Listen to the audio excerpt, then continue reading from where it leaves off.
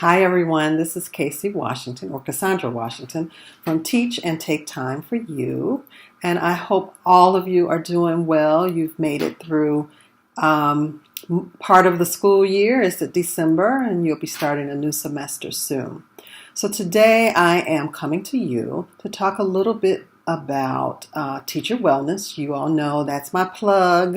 I'm going to talk about it until people realize how much of a priority that teacher wellness is, and so we can prevent some of the stress and the burnout that is going on in our profession. Today, I'm going to talk a little bit about ways that principals can support teacher wellness in their building. As some of you know, I was a former principal. I was also an assistant principal, and I've been in the classroom, so I've seen it from all sides. I'm going to give you about 4 or 5 tips that principals can use to support teacher stress and burnout. Of course, principals, we know that your job is difficult too, and a lot of you are just as stressed and just as burned out as teachers. You got stuff coming from all sides, and some days it's just a little too much. But hold on. We're going to talk more and more about self-care so that you don't burn out. The first thing I want to talk about today, because again, I'm going to give you 4 or 5 tips, is that as principals, build a relationship with your staff. Learn their personalities, learn their aspirations, talk with them about what makes them happy and the things that they need to hopefully make their job more fulfilling, or to make them just a little happier each day. And some of the things may be simple that you can do, and sometimes it may be a little more difficult depending on what they're asking for and what you can actually give. But always be upfront about what you can and you can't do.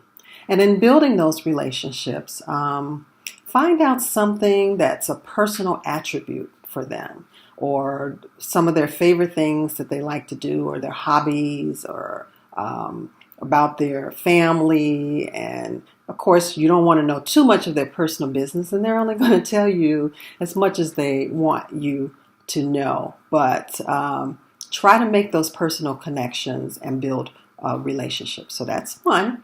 So the second thing that I want you to do is do wellness checks. As you're going through your day, or first thing in the morning as people are coming in, a good morning, how are you? How's your morning going? Anything going on? Anything I can do to help? How's your family? Things like that, just to add that personal touch. Ask them if they need any additional support or assistance in their classrooms.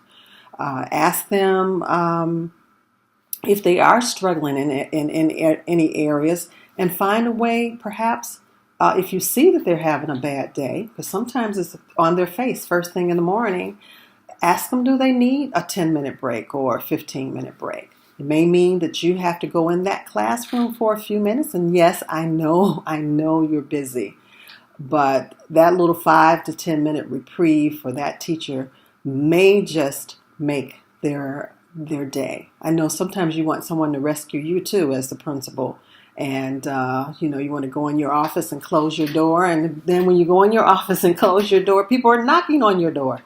So just do those little things like a wellness check. Hey, how's it going? Anything I can do for you? So that's the second one. Now for the third one.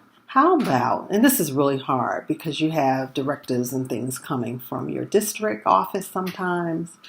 So less directives and less mandates. Set 1 or 2 goals for your school for the school year.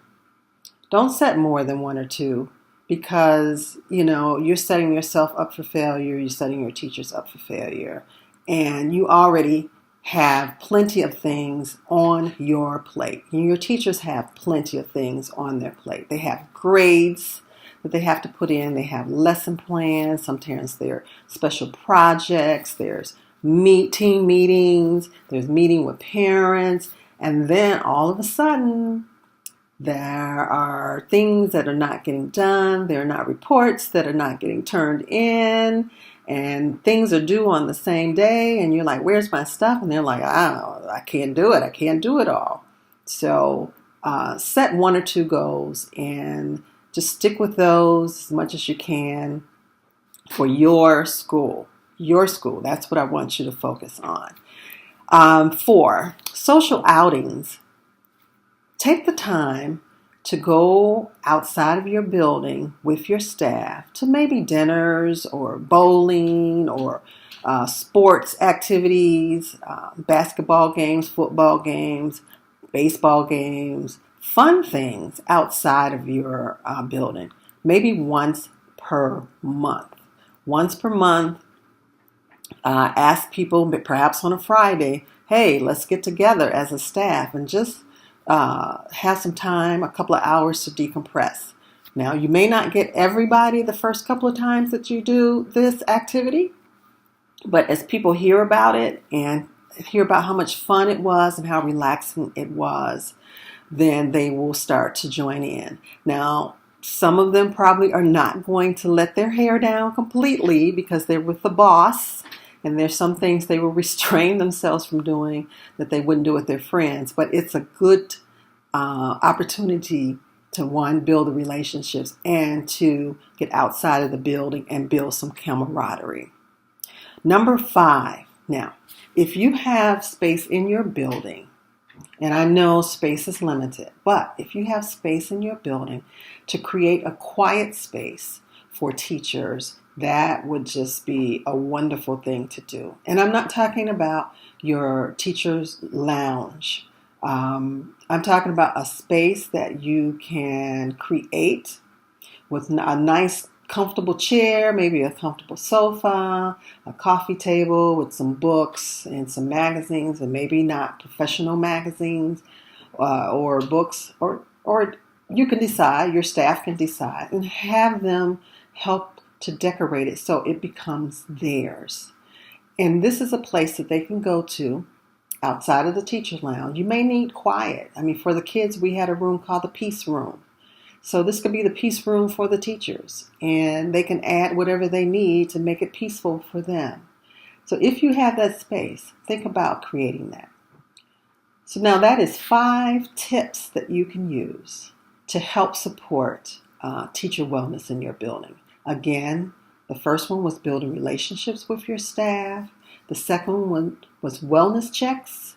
The third one was less directives.